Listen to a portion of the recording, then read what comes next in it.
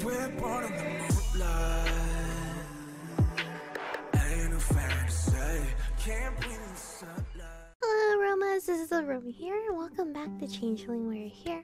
Marc's out, staring up the sky. No idea if I'm awake or sleepwalking. Okay, she's awake. Sitting in my backyard near the fairy ring, staring up at the night sky. It was clear and so cold. I tried to pull my thin pajama shirt closer around me, but it was pointless. There wasn't enough fabric there to keep me warm. I sighed as I watched the treetops sway against the night sky. I wasn't sure how exactly I'd gotten outside. Wait, okay, so she's waking up from the sleepwalking.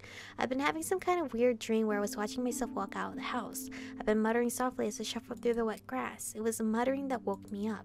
But instead of being snuggled in bed, I was actually standing outside in the wet grass, just like I had been in that dream.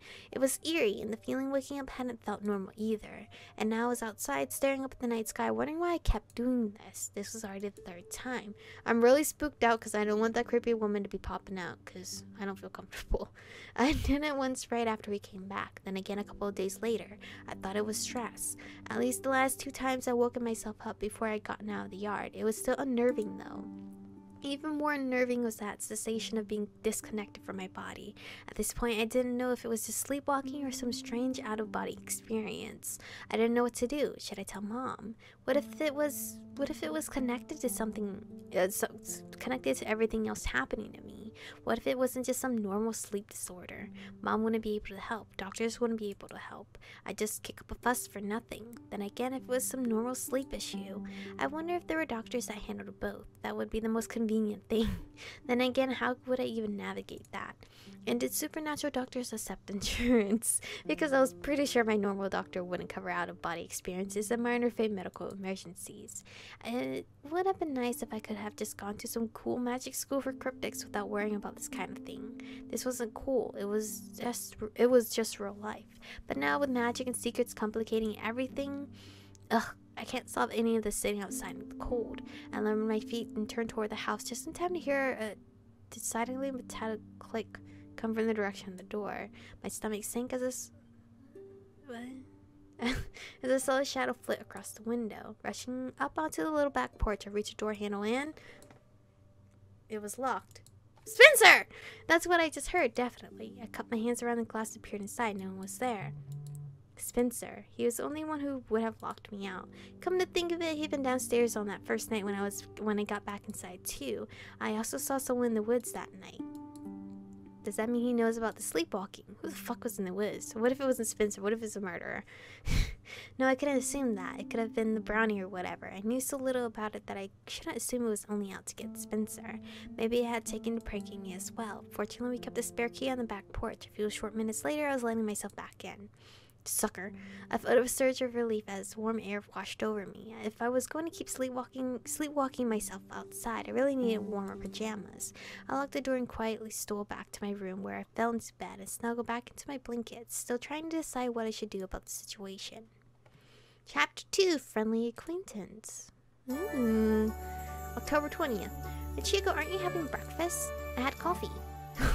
Mom had just poked her head out into the kitchen as I was shoving on my shoes so I could head outside and wait for Allie. It was a bit early, but my head was still a bit muddled after last night, and I really wasn't up for pretending life was normal in front of my family. It was hard enough on a normal day. Much less after sleepwalking and potentially being locked out of my house by my brother, or the house. Avoiding him was on the top of my list of things to do as well. I had no idea how I'd face him and act natural, though I had a feeling a nasty confrontation might be lurking on the horizon, and that was going to be so much fun. Coffee is not breakfast, mi chico. I'll get something at school. My stomach's not feeling okay at the moment. Oh, are you starting to get sick? Ugh, here we go. That was enough to get her to come toward me, a worried look on her face. Nope, I'm fine. I fitted off her hands as she tried to reach for my forehead. Why does she always assume I have a fever if I'm not feeling well? The sudden sound of something falling down the stairs saved me. We looked over in unison, watching Spencer's car keys slowly roll to the bottom step. What the... That's odd. She immediately went to pick them up, peering up. Spencer was nowhere in sight. What on earth? As she walked to put them back on the counter, I eyed the little the little brown creature that toddled down the stairs, chattering in a voice that sounded like dried twigs. It had definitely stolen his keys again. I guess even Brownie's got butterfingers occasionally. You know, lately I've been getting the feeling the house might be haunted. Oh, that seems unlikely, as that the keys roll down the fucking stairs. Or slid down the stairs. I don't know how that works either, because wouldn't it have stopped in the middle of a staircase? I laughed awkwardly, glaring at the creature. I did not need Mom contemplating the house being haunted and thinking about weird things going on. What makes you say that? I've just noticed a few odd things happening here and there. Weird, I haven't noticed anything at all. Yeah, right. The brownie toddled under the table, heading in the direction of the keys. Don't you dare cause any more trouble, you little troll. Appease the brownie somehow. We gotta do that. Come on, fam. Give it some breakfast. Great. Now Mom was noticing the weirdness too. That was going to make my secret harder to keep. I eyed the brownie as it glared at the keys on the counter. It chattered angrily in a voice that sounded more like snapping twigs and leaves on words. If the keys went missing again, Mom would freak out. I looked around quickly, finally picked up the egg toast from the plate Mom had left for me on the table and tore it in half. While Mom wasn't looking, I tossed it to the brownie, hoping to distract her from the keys. What do fairies even like to eat? Then again, maybe that was a stupid question. I was a fairy, allegedly, and I just like normal food for the most part. What did she see? A floating piece of toast, though, Mom? The brownie scurried to the fallen bit of bread and carried it off to a corner to eat. I was glad that apparently worked. Come to think of it, didn't you join the paranormal club or something? Paranormal Mysteries Club. Yeah. Do you do ghost hunts? Maybe you should tell all your little friends to come to the house and investigate. Yeah, I don't think we do those kind of things in houses that have people in them. Oh, why not? I think they all prefer things like abandoned buildings and cemeteries. Don't ghosts usually prefer abandoned places? How should I know? You're the one in the paranormal club. Shouldn't you know? What do you do in that club anyway? Mostly I just read. Mom's not pleased. She's like, what? Well, I don't know much about all this kind of thing yet, so I'm just trying to catch up. That's interesting. Did you say Danny and Ellie are in it too? Yeah, and Marc, the guy you tutor. Oh right, Marc, the guy you tutor. Stop saying that in such a creepily suggestive way. Are you going to invite him in today? We're not meeting this afternoon. He has something else to do, so we're meeting before school, which is why I should be going. Well, I still want to meet him sometime. Fine, fine. I waited as I trudged outside and pulled my jacket closer. Ugh. A conversation with Mom about the paranormal, just what I did not want to be doing. I made a face as I clambered down off the porch, shoving my hands in my pockets. To be honest, what I was most concerned about, at the moment anyway, was Spencer. I still wasn't sure if he was the one that had tried to lock me out last night. Keep yawning, sorry. If he did, I frowned. Well, it could just be another of his stupid jerk moves, but most likely he'd noticed me sleepwalking and had decided it was suspicious, which, well, it was a bit weird, couldn't argue there. If that had been him in the woods the first night, it would make sense with the fact that he had his shoes and everything on when I got back inside. More sense than him thinking someone broke in and casually going to investigate without waking up Dad. But that meant two things. First, that he'd been watching me closely enough to notice me leaving, and then that he followed me without waking me up.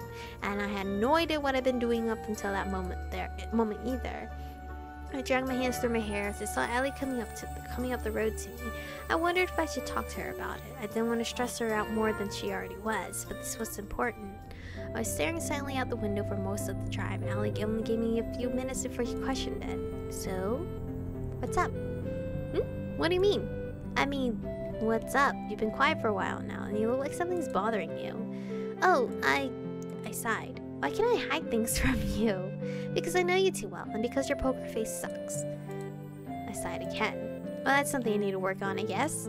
Maybe that's how Marc always seemed to know what I'm thinking. No, he's a mind reader. Because I'm screaming it at him. But it would be a problem if Mom and Dad started being able to read my mind too. Then again, I managed to sneak out 3 times and they had no clue. And yet Ellie had already figured out something was wrong in 2 minutes.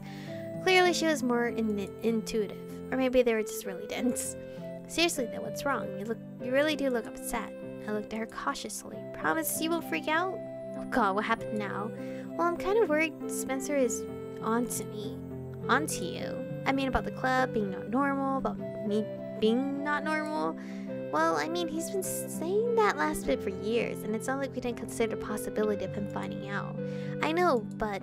Okay, seriously, you had to promise you aren't going to freak out. You keep saying that, and it's making me want to freak out even more. I've been sleepwalking. Okay? Like, sleepwalking myself outside and into the woods at night. What? Road! Look at the road! Allie shrieked and swerved back into her lane, narrowly missing an oncoming car. I clutched my chest as I stared through the windshield. Oh my god. I'm sorry. Sorry? Please do not do that again. Well, what did you expect when you dropped a bombshell like that on me in the car? You said you wouldn't freak out. I never actually said I wouldn't. Allie, okay, I'm calm. At least this rush is actually telling her. She took a deep breath. You said you were sleepwalking yourself into the woods. I gave her a sidelong look, trying to judge just how calm she really was. Well, he only actually ended up in the woods once. The other 2 times I only made it so far as the backyard when I woke up. Geez, when did this start happening? Actually, right after we moved here, the second night. And you're just now saying something? Well, at first I thought it might just be stress or something. I still don't know for sure that's it. Or not. But that's not really the worst of it. There's more? Well, the first night I woke up in the woods not far from the house, and I sort of saw someone, just a shadow. They ran off though. But when I got back to the house, Spencer was downstairs, completely clothed, with shoes on. He said that he heard me and thought it was a burglar. I kind of shrugged it off at the time. You'd think that was him in the woods. I'm starting to. Last night I woke up in the backyard and I was just sitting out there for a while contemplating the situation. Then when I tried to go back inside, the door was locked. I mean, someone had to have locked it, and it wouldn't have been Mom or Dad. But it could have been our angry idiot. Yep, it could have been the house spirit too, so I don't want to jump to conclusions, but I did see a shadow through the window, and the brownie hasn't paid much attention to me in general. Its target is usually Spencer, and given his attitude lately... Okay, let's just think about this rationally. Even if he has realized you're sleepwalking, what makes you think he is onto you regarding everything else? The sleepwalking is weird, but that doesn't mean it's paranormal. I know, I'd usually agree with you, but I don't know. When it happens, it's like part of my brain is awake. I'm sort of aware of what's happening, but I can't really control my body. It doesn't feel like a normal sleepwalking. And last night I woke myself up because I was muttering to myself. I mean, for all I know, it's muttering, I'm a fairy and the paranormal club is full of magic people, you know?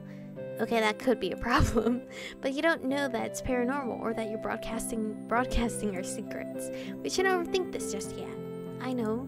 I just worry. I can't say for sure what all Spencer knows, but he is suspicious of me, and it feels like it's gotten worse since we moved back. I'm not sure I'm going to be able to keep the secret for very long if he's already following me around, watching my every move.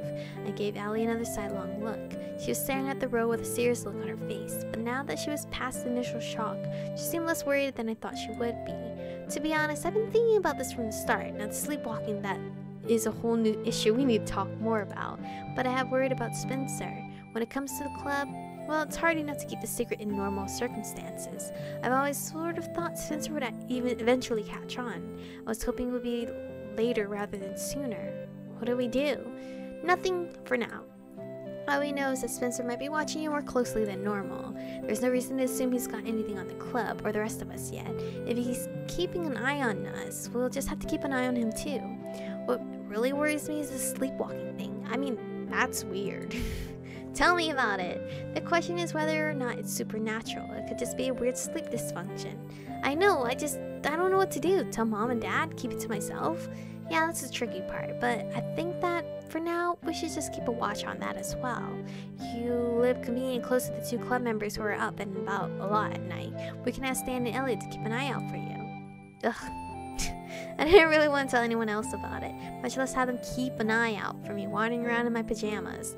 Maybe I should start sleeping in regular clothes. Only until I can come up with some way to keep you in your room at night, okay? It's way too dangerous to let you just roam around unchecked. There are a lot of barrier enchantments we can try for that. We just need to find out the right one. It needs to be something your family hopefully won't notice, as long as we can find a way to keep you in your room at night. It'll give us time to really figure out what's going on without worrying you're going to hurt yourself in the meantime. This isn't a good time of year to go wandering around at night. Is it ever a good time of year for that? Probably not. Ugh. Ellie pulled into a parking spot and turned off the car. We both sat in silence for a moment. Thanks for telling me about this. I know it's all weird and overwhelming, but I'm glad you told me. At least now we can try to do something about it before it becomes a problem. She gave me a quick hug. It would have been nice if all I had to worry about was researching my past. Yeah, unfortunately, I don't know of anyone who's had an easy transition into this life, unless they knew about it from birth. Danny had a traumatic werewolf attack and an even more traumatic first transformation. Elliot had a traumatic vampire attack. I nearly died. And Ewan, well, yeah, I mean the whole head thing. That makes me feel so much better. Then again, I probably should be glad I didn't have body parts suddenly falling off. Explaining that to my family would be way worse than potentially explaining something as simple as sleepwalking. I'm just saying that we know how you feel, and it's not uncommon for there to be some bumps along the road as you try to get situated, okay? Seriously, this is nothing compared to some of what happened to me when my magic first awakened. You'll be fine. You know, I really want to hear that story someday. It's a good one. I'll be sure to tell you after the holidays is over and I have time. We'll talk more later, okay? I'm going to give that bear thing some serious thought. Okay, thanks. No problem. I'll see you later, okay? Yeah. She waved and trotted off toward the office, leaving me to my own devices. I wasn't sure if I found it comforting or disturbing to know I had it pretty easy compared to some of the other club members. Probably disturbing. But yeah, technically because all the other members kind of got situated before her. But I believe their transitions were harder just because it wasn't really a big thing, and Allie had it probably roughest because she had no one there with her and she had to learn everything by herself before the library and everything, if I remember correctly. But this is where we are going to stop for today's episode. At least I'm preferring this route more just because my girl is more honest. Like, she's finally telling people about her sleepwalking and then it's not covering it up. Now the situation is how they're gonna put her inside her room because they're not for sure that she's a fairy. We all know she's a fairy, but they don't know yet. She doesn't want to admit to it yet. And I thank you guys for watching today's episode. Stay beautiful, and I'll see you guys in the next one.